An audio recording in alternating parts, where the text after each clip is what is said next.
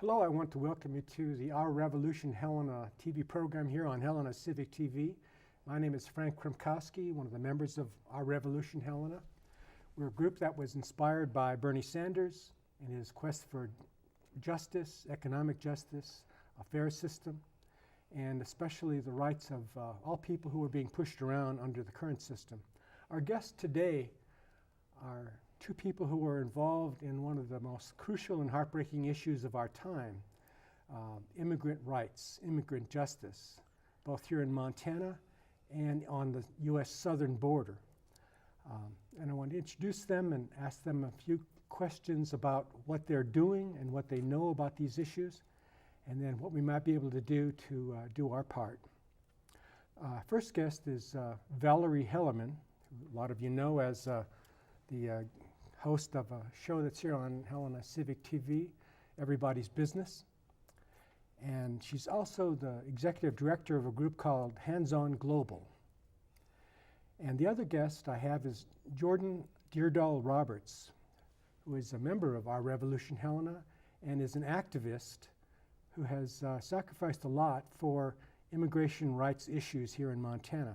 So I'm going to first ask Valerie Hellermann a little bit about Hands-On Global and what connection is of Hands-On Global to immigration rights and activities of Hands-On Global. Hi, Frank.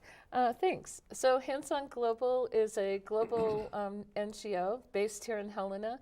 We have projects in India, and recently, the last year, we've begun working with refugees in Greece at the Moria refugee camp, and most recently on our southern border. And we are primarily a medical team. We go to these areas and provide medical care. Mm-hmm. And you've been to the border just recently? Yeah, I just got back on Sunday. Mm-hmm. Brought the gripe with me. Mm-hmm, mm-hmm. Yeah, I was down in McAllen, Texas, and I worked in a shelter there for migrants who came with their children, so men with children and women with children. And in the mornings, we crossed over every morning to work at a mission in Reynosa, Mexico. Mm-hmm. So we've heard people in the Trump administration and in the Homeland Security describing the situation as an invasion of crooks and people who we shouldn't give any second thought to. What's your opinion about that statement? These are not bad people. These are lovely people. Many are indigenous peoples from Guatemala, Honduras, Salvador. I saw really loving fathers with their children and mothers. They were very kind and gracious, and believe me, they're not the terrorists or the bad people that we're hearing about. They're running from those people. That's why they're seeking asylum in the U.S., because they're good people and they want to have good lives and provide, safety for themselves and their children. So that's a very different picture from a lot of Fox News types of reports or fake news, the real fake news groups that are promoting the mythology that you were just saying is very wrong. I'd like to just turn to Jordon just for a second here to introduce him and give him a chance to tell a little bit about himself and how he got involved with the immigration rights and immigration justice movement. Well, I used to work for the Montana Department of Labor and Industry, and then in February I was asked to process some information requests for ICE. I said no, quit my job out of conscience, and then my story went viral, and then I started connecting with more activists, mostly out of state though. I ended up traveling to Texas and Florida with United We Dream, trying our best to draw attention to these issues, and it's sad how things seem to keep getting worse. Because there were a lot of people who were really upset when we first started learning about the family separation issue, and people, there was a big march in DC and all over on June 30th, but it kind of dropped off the radar, and I understand, because every day there's a new garbage fire, so it's really hard to keep these issues at the forefront of people's minds, but because it keeps falling off, things keep getting worse. We had Trump sent the military down to the border. They put up barbed wire and then are launching tear gas at these women and children fleeing these situations. And it is a lot to do with that sort of demonization, this idea of an invasion. When these are people who are fleeing really bad situations, and you have to imagine how bad your life has to be right now where you want to come to Trump's America.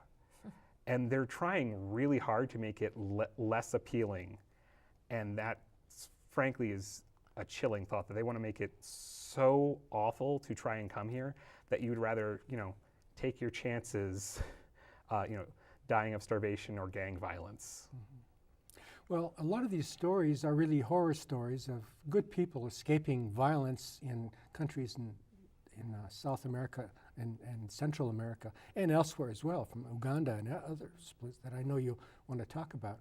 But a lot of people hear these stories and they think that, what can I do? What can I do? And lots of people look into it a bit and find out that it's really horrible, and they don't think they can do anything. They still don't think they can do anything. It reminds me of a saying by Henry David Thoreau. He said, "The mass of men live lives of quiet desperation. They see these troubles, but they live lives of quiet desperation. They don't believe," he says, "that things can change. And they leave this earth living their song unsung."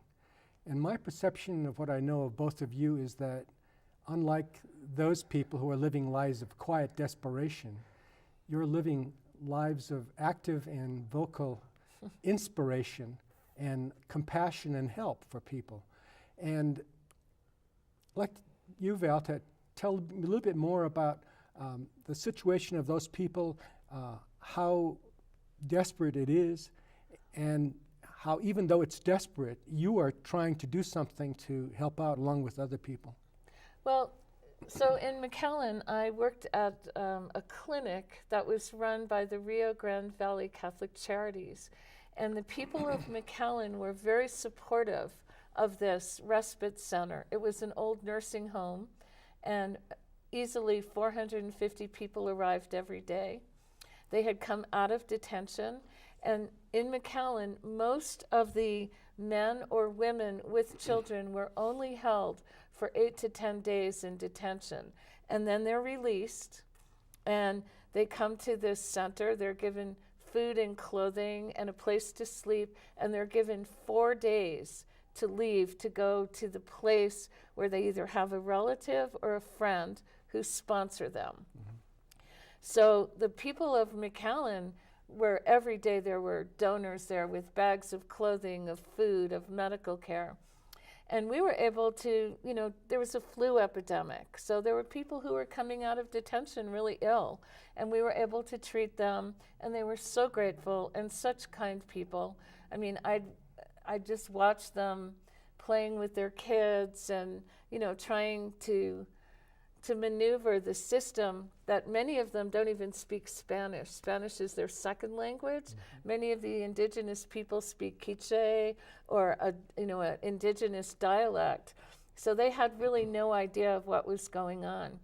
Now, we went down there to help with medical care because there was a shortfall in December, and there is a continual shortfall of medical personnel to go down there. The Catholic Charities is working on hiring somebody.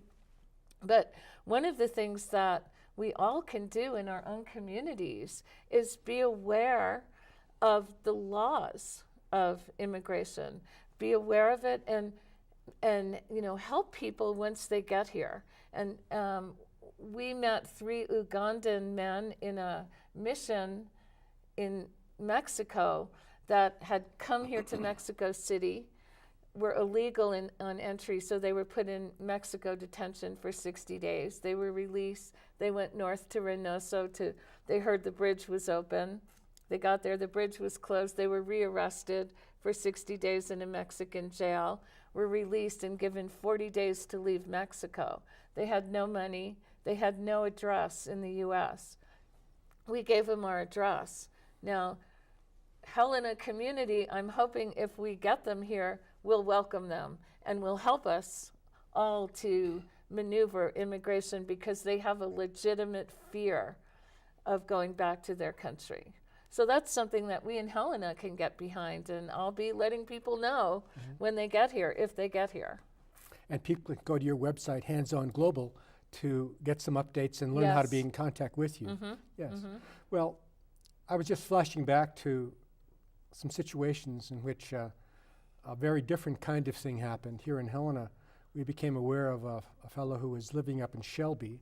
This was a few years back, but he was living in Shelby and had escaped from Chile in South America, from the Pinochet dictatorship that was supported by the U.S. for years and years and years, and was right until the end. But he had escaped from Chile and then was arrested in Shelby and was set to be deported back to Chile by the then, it wasn't called ICE at that time, but it was essentially the Immigration Naturalization Service. And my impression of the people that I dealt with, when we raised $2,500 for bail for this fellow, and then we're told that we needed a certified check, not the cash that we had. And so we came back 20 minutes later, and the people from ICE at that point said, sorry, you can't do this anymore. We've made all arrangements to ship him back to Chile. And so I know that the fear among people who face ICE, which is the Immigration and Customs Enforcement, call it ICE, but not everybody knows what exactly that stands for.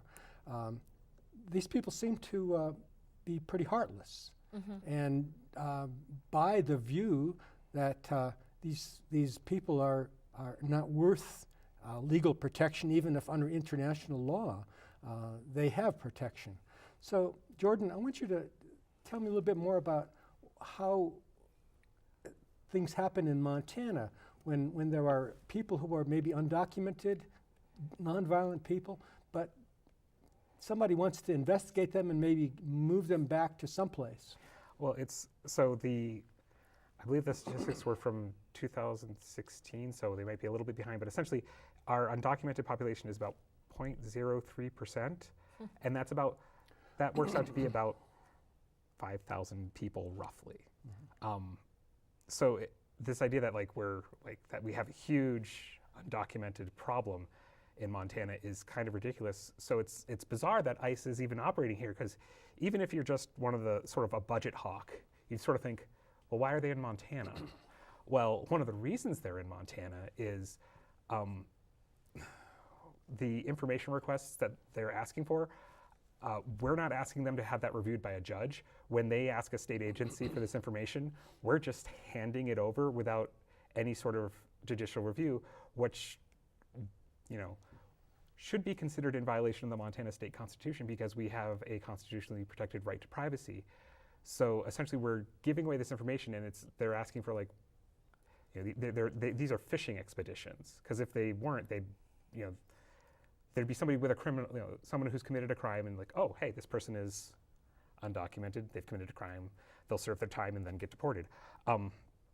But so essentially, yeah, they're hunting down people who are just trying to live, and especially odd considering, Montana is we have a very agricultural driven economy, and so we have a lot of migrant workers, plenty of who are, they have their documentation, but right now they're so scared of getting picked up because ICE and Border Patrol don't focus that much on, doing it right. We've had plenty of instances where, fully naturalized citizens have ended up in detention. Now granted, none of them were people who immigrated here from Canada.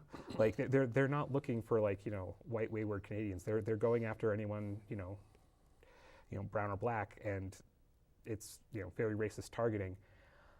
And they're locking people up, trying to deport them, and it gets scary when people are well, why are we detaining these people? Why can't we just deport them right away? It's well, do you want to just deport anybody without any sort of due process? Sadly, a lot of people's answer to that is yes, and we are working with these agencies like ICE and Border Patrol. Border Patrol specifically is one of the most fantastically corrupt agencies in modern American history. It was for a span of quite a few years, there was a Border Patrol agent arrested once every day for something. People talk about, well, we need to pour more money into Border Patrol and hire more agents to protect our border for border security. Well, when you have these hiring pushes, you have to lower your hiring standard. It would happen with any industry. Like if suddenly, okay, we're going to hire 10,000 nurses. Well, that would be great, but like if we're just going to rush it, then we'll just hire anybody. And that's what we've done with the Border Patrol, people who are in charge of, patrolling the border and who are armed. And a lot of them, they have a very shoot first, ask questions later. We've had quite a few over the years cross-border shootings. And because they keep getting more extreme, you would be pushing out anyone who isn't vehemently racist. There have been a couple Border Patrol agents who have quit in recent time, basically going like, "This is too much. We've gone too far." One individual, his story made a little bit of a viral blip, and then of course was buried. But Joshua Childress, he basically looked around and said, "What am I doing? What we're doing here is wrong." And it's also bizarre that they spend more time, on firearms training than they do immigration law, which is part of the reason why I think it's easy for some of them to ignore things like seeking asylum is legal. It doesn't matter how you entered, because the people have this idea, oh, they entered illegally, they're done. It's like, no, that's not how it works. One, it's a misdemeanor. And people are like, oh, we separate people from their children when they commit crimes all the time. We don't take away your kids when you get a parking ticket. And so, but we have these agents who aren't as well versed in immigration law, and then especially when you throw in like local law enforcement's cooperation with them, local law enforcement has even less of an understanding of immigration law, and so that gets, so that's why we have, people who think, oh, well, I'm just gonna well, we're just cooperating. Well, do you actually know what you're doing? I mean, all it would take would be one person with a tiny bit of resources, and the state of Montana could be on the hook for a lot of money because we're violating the law. Yeah, well, there's that phrase that's true, that ignorance of the law is no excuse. And for people in law enforcement and the Border Patrol and others who apparently may have heard of these laws and the ways that immigrants who are seeking asylum have a right to seek asylum and to have their day in court. If they violate that, that is a crime. That's a criminal activity. Seems like some of the people in Homeland Security or maybe in the Trump administration are right there in the White House, need a refresher course in basic law. One of the things that I had heard recently was that one of our Helena area legislators is going to introduce legislation in the Montana 2019 legislation to require ICE to get a subpoena if they're going to ask for information about people that they say are undocumented and they just want to check them out. Yeah, there's some work on that. It's that's one of those things, like things you can do. Like when that comes up, call your congressperson and be like, hey, support this, because it's not just an immigration issue. It's a right to privacy issue. It's a resources issue, because giving people that information takes time and money.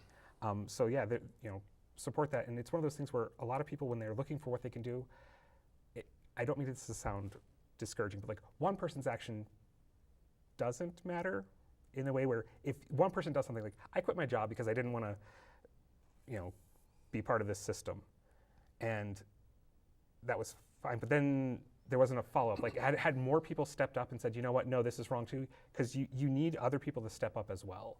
So if you're someone who's concerned, it really is time to get involved. You need to find the people doing the work, contact them and be like, okay, what can I do? Yeah.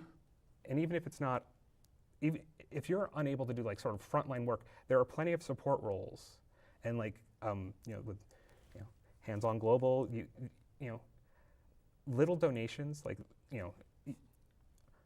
from a lot of people add up. So if like if you don't have the time, if you're working 3 jobs and barely sleeping, like $5 to an organization fighting these fights if you also tell your buddy at work, like, hey, this problem's wrong, give $5, that adds up quick. So even though one drop in a bucket does not make an ocean, 1 + 1 + 1 + 1 makes a million. Yeah. And that will change the world, we believe, in our revolution, Helena, and that's why I'm so proud that both of you are doing what you're doing out of conscience and out of care for our brothers and sisters. Henry David Thoreau said, everyone's busy, busy, busy. Everybody's busy. But he said in that follow-up sentence, the question is, what are you busy about? And my pride is to know that both of you are busy about showing compassion for these brothers and sisters of ours in Montana and on the southern border who are in the midst of a crisis that is really our brothers and sisters crisis. These are not aliens, as ICE would call them. They're brothers and sisters For from Americans. a lot of, yes. And so I want to thank you for being here and to remind everyone that if they want to help out, they should look for Valerie and her organization, Hands On Global. handsonglobal.org is the website for further information about how you can get involved. And I want to thank all of our listeners for watching our Revolution Helena program this morning. And I want to remind you that our Revolution Helena meeting is December 27th. We always meet at Plymouth Church, 7 o'clock, and everyone is welcome. Thank you very much.